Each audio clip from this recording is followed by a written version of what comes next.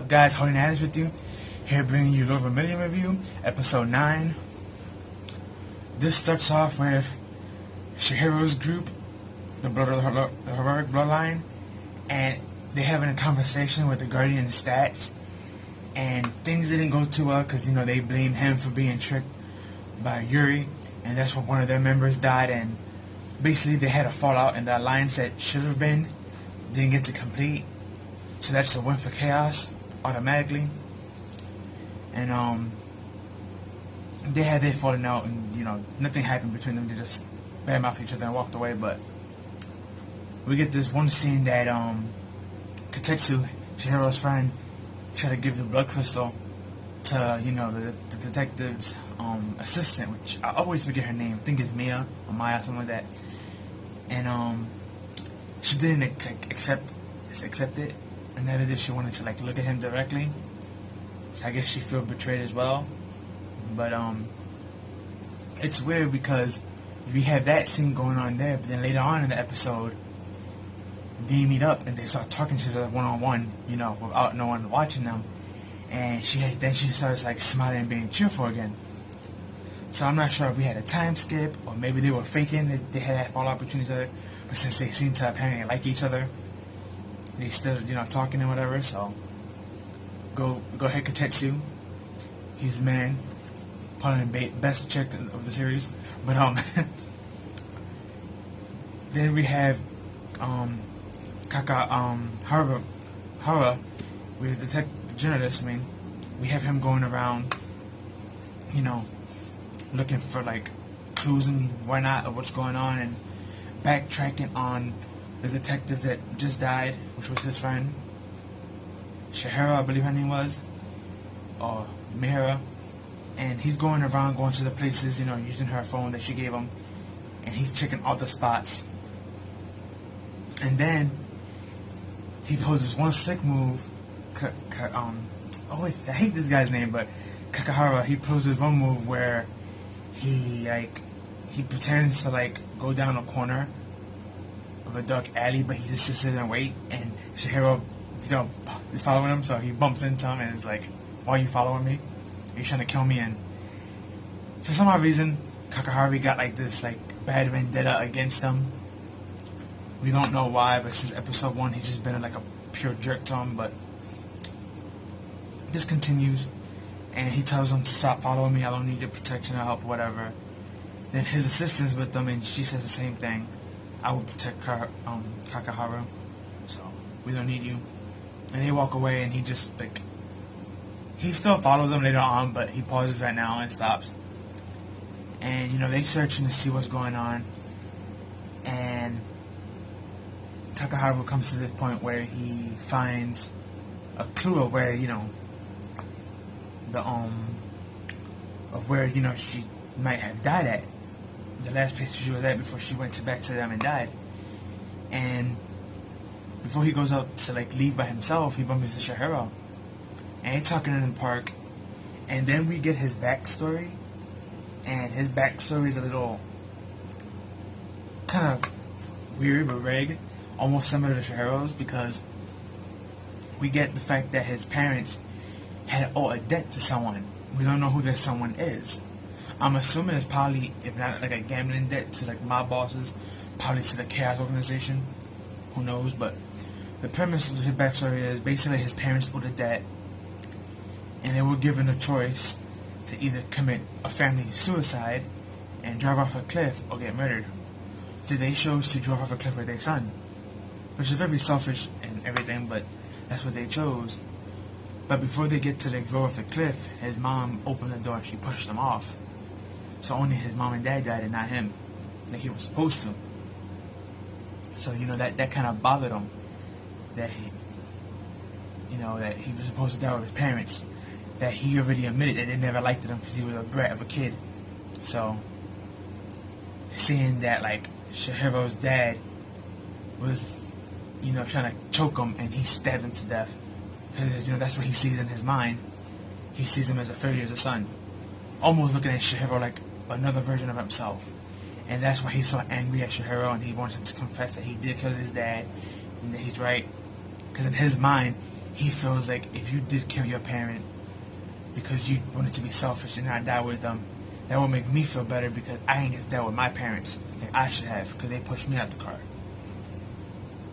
But then later on in the episode, we get what really happened. But before that, they go to the park together, and they see a red reactor. Now, this red reactor we've seen in the episode earlier as well, but Chaos was using it to turn people into monsters and create new barriers.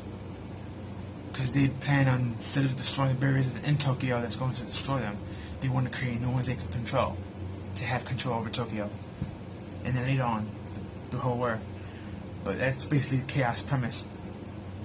But when they get to this reactor, they get attacked by, and I know I'm gonna butcher his name, so forgive me anyone who's Japanese who's watching this, but his name is Kirk Karegi,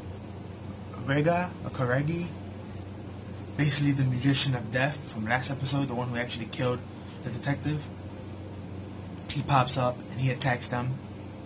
And this man's powers like pretty OP. Is like his assistant has a scythe that can literally strike you from like anywhere in her eyesight. So even if she's not physically able to actually hit you with the scythe, if she can see you, she can still swing her scythe and actually hit you with it. That's actually how she caught last week the detective, and this week she caught both Chihiro and I'm not Chihiro, but she caught Kakahara's assistant and himself with that. And Chihiro couldn't really do much because, like, this guy's bloodline heroic ability is the fact that he can, like, he has, like, these note strings that he can seal you with if you have any, like, doubts or hatred in your heart, so. And because Chihiro doubt his past, it affected him, so he couldn't really use his powers, and he was just binded for most of this half of the episode.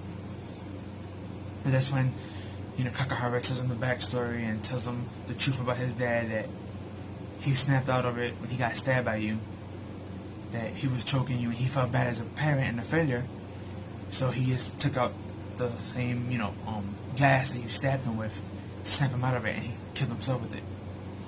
So now that we know that backstory, and hopefully that's the true backstory, hopefully we get no plot twist later on and find out that he's still alive or that Chihiro did kill him or whatever. But basically that's the point of that story, and Chihiro's, you know, he starts to wake up and he snaps out of the thing because now he's not binded no more. But it doesn't matter because Katetsu and his chick comes by, and when Kurt sees this, he was like, oh, too many people, time to roll out, and he dipped. He dipped quick as hell. So he was out. But yeah, as you see in the thumbnail, we lost Kakahara. He got stabbed multiple times by the scythe. His assistant was the first one to die. Then he died right after, so it's like we got two deaths in this episode. The assistant and him. And I didn't think he was going to die because most of the hits that he took, he was able to block. But the one death blow that was about to kill him, his assistant took it and she died first. So I'm like, okay, cool, Kakahara's not going to die. He's going to escape his fate of death. But no, he died sadly too. But at least he was able to meet me. He was able to do two things before he died. Make peace with himself in his past, make peace with Chihiro in his past, and like he told Chihiro to give him the message of to live on and be strong. The same message that was given to him by his mother, by his assistant, and by the detective from last week's episode. So yeah. But that was basically the end of the episode, and I noticed we've been having massive people dying lately. We have my favorite character in Yuki, the doctor. He died in episode, I believe it was 6 or 7. Then episode 8, we had a detective that died. And now, episode 9, the journalist died. So it's like, that's 3 bloodline heroics already dead from their group. And their group was already small to begin with, so. The smallest, if I'm not mistaken. So now it just got even smaller. But yeah, that was basically the episode. Really good episode. A lot of things went down in this episode. A lot. And I feel bad for like Yuri, because we did get to see a little glimpse of her in this episode, but she was just looking at the picture crying, and the picture was her and Chihiro as kids and Chihiro's mom hugging them both on a swing that's in that garden. So a very good episode. again, a lot went down. It was a very good episode. I advise you to go see it. So, if you haven't seen it, go see it. If you've already seen it, go see it again. Very great episode. I'm very interested in this guy named Kirk, because it's like, he's a bloodline heroic, just working for Chaos, but at the same time, he has an awesome familiar, and the familiar affects with the scythe that can hit you from anywhere. So it's like, it's two powerful people that are working together, and their powers work well together. So it's like, he's a very OP character. So far, I would have to say, he's like, not including Shihiro, who they've been hyping up, but I have to say he's like one of the strongest characters we've seen so far. And he's only been introduced. He was introduced in this episode, but we saw him last week as well. So, pretty interesting character. Difficult name to say, but I just call him Kirk for short. But yeah, Kirk, this character is very awesome, and I'm hoping to see more of him and more of the Bloodline Heroics. And I want to see how the Guardian stats. I want to see how they fight. Cause we know we didn't see them use no Bloodline Heroic powers, but we know they have familiars. So that would be interesting to see. And maybe, who knows, maybe they have magic as well.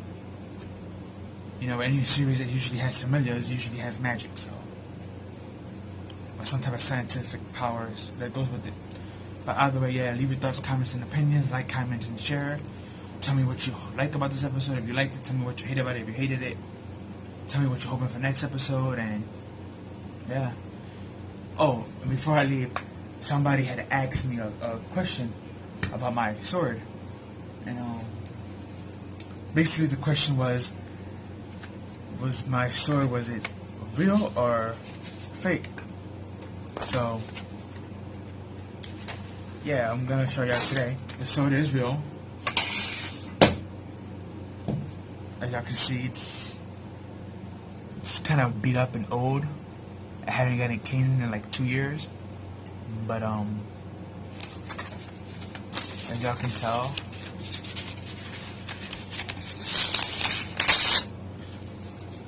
so yeah, that's the sword. As you can see the cuts from it. Wasn't a perfect clean cut because, you know, I had to grip down and pull, but yes, the sword that I use, it's for my reviews, real.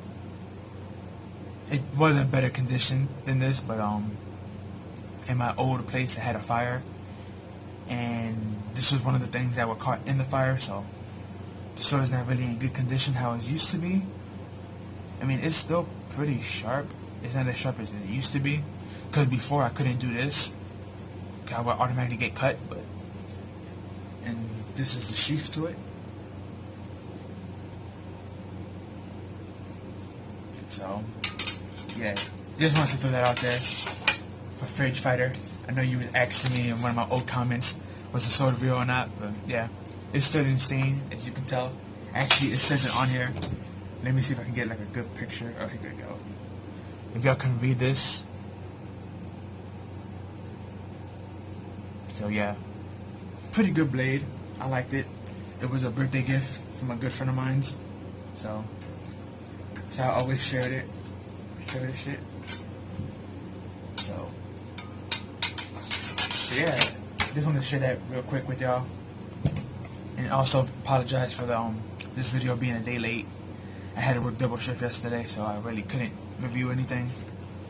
But hopefully, since I got this out, hopefully later on I can get High School Girl out, if I can find it, because I haven't been able to find the new episode. I'm not sure if it's on delay or not, but yeah, I just wanted to leave out with that, and I'll see you in the next one. Peace.